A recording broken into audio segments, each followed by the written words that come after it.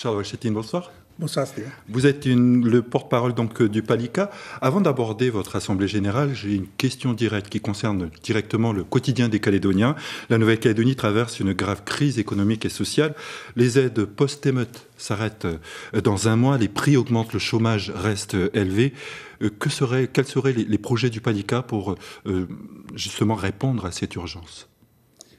Alors, on sait tous que la crise, qui ne date pas de 2024, on a connu d'autres crises auparavant, donc en réalité a mis en exergue les failles de notre système économique. Une économie essentiellement fondée sur les transferts de l'État et sur la filière nickel.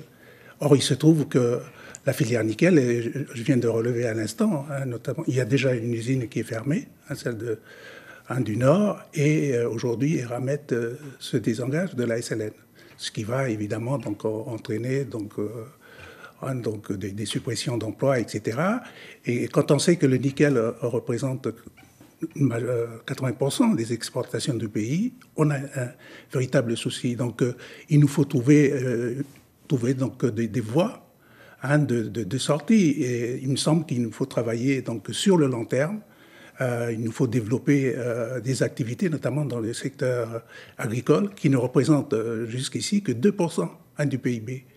Il y a également la filière qui doit être ouverte, notamment, et je pense à l'économie bleue, qui pour le moment ne représente que 1,5% de notre économie. Et enfin, un dernier levier qui me semble important à développer, c'est l'ouverture de la Nouvelle-Calédonie donc, vers le marché régional, et je pense notamment donc, aux accords de libre-échange aujourd'hui qui existent. Je pense au PACER ou au PICTA, qui sont ouverts dans la région. Donc il faut qu'on y travaille pour qu'on stabilise d'une certaine manière notre économie.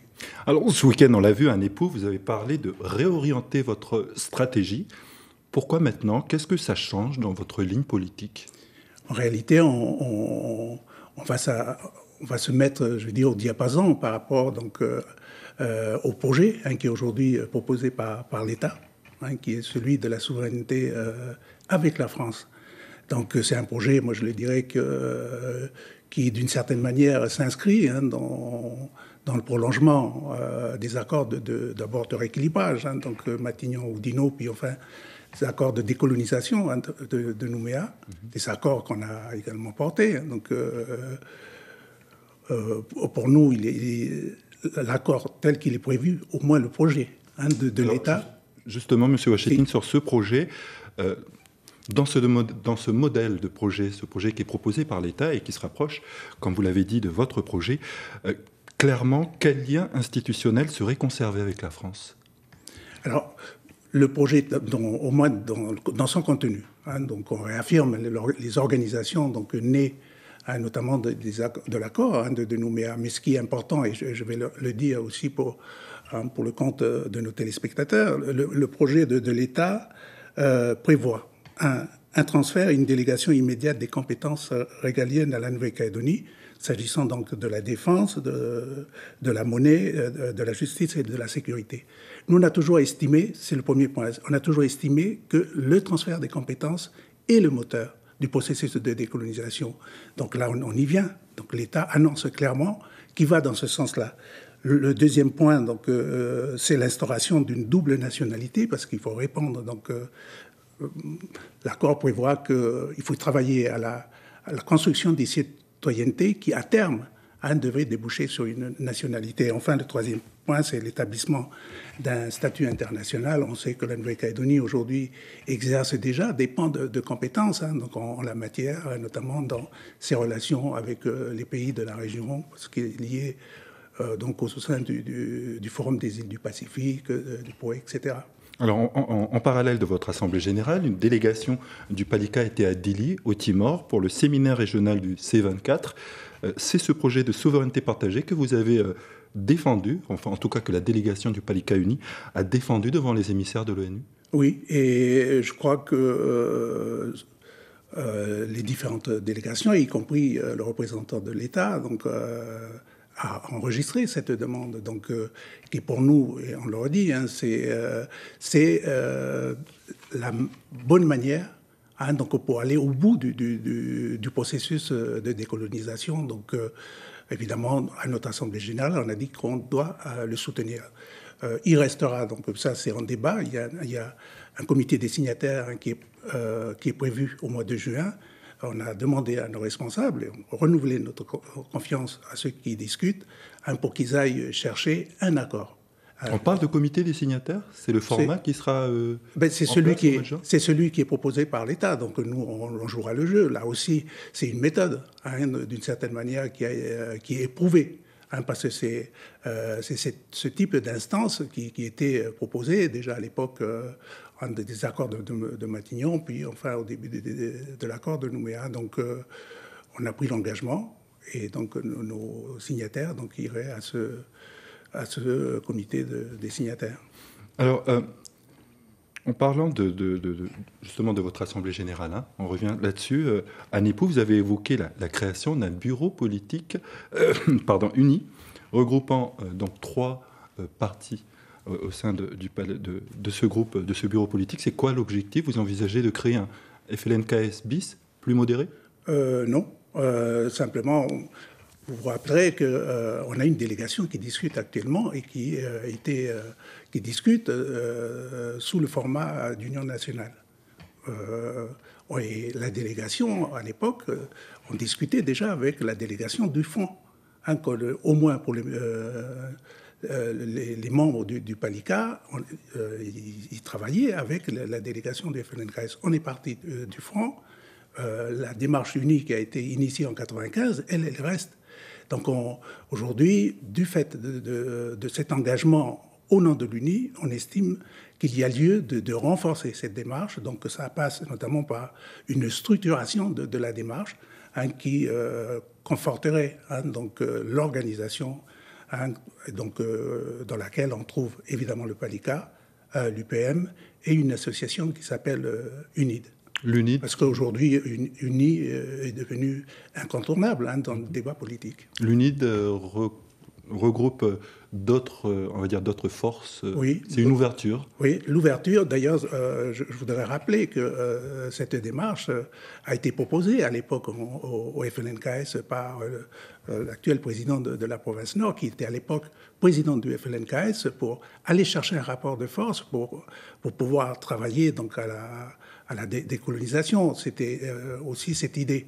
Le FLNKS, à l'époque, n'a pas voulu. Donc aujourd'hui, on pense d'une certaine manière, on affirme que cette démarche-là pouvait être complémentaire de ce qui est aujourd'hui fait par le FLNKS dans le cadre du combat contre le colonialisme et surtout dans le travail en matière de décolonisation du pays. L'ouverture vers Calédonie Ensemble ou encore l'éveil océanien, est-ce que c'est une hypothèse sérieuse? Alors, on a relevé au sortir de DEVA que quasiment l'idée d'accession du pays à l'indépendance fait une unanimité. L'État d'ailleurs, donc on a fait aujourd'hui son cheval de bataille. Et ce projet est également partagé par Calédonie Ensemble et Éveil océanien. Donc on a dit que dans ce cas, puisque on est d'accord pour travailler à l'accession du pays à la pleine souveraineté, donc il va falloir qu'on jette des passerelles pour qu'on y aille. Charles Ouachetine, dernière question. Pour vous, est-ce que ce projet proposé, et dans lequel plusieurs partis calédoniens se retrouvent, est-ce que ça peut servir de base pour une campagne pour les provinciales? Alors, on verra en fonction du terrain. On sait déjà que, par exemple, en province Nord, aux dernières élections, voire même aux avant-dernières élections, ils étaient partis sous le format Union nationale pour l'indépendance. Aux dernières élections, le PALICA donc, du Sud a fait une liste avec le FLNKS. Le PALICA des îles a fait une liste sous son propre étendard. Donc aujourd'hui, puisqu'on a envie de promouvoir donc cette initiative d'Union nationale pour l'indépendance, on verra en fonction des réalités, mais c'est au moins ce qui est demandé dans les discussions en cours chez nous. Alors on passe maintenant aux questions posées par nos internautes. Une question qui concerne le renouvellement des figures politiques.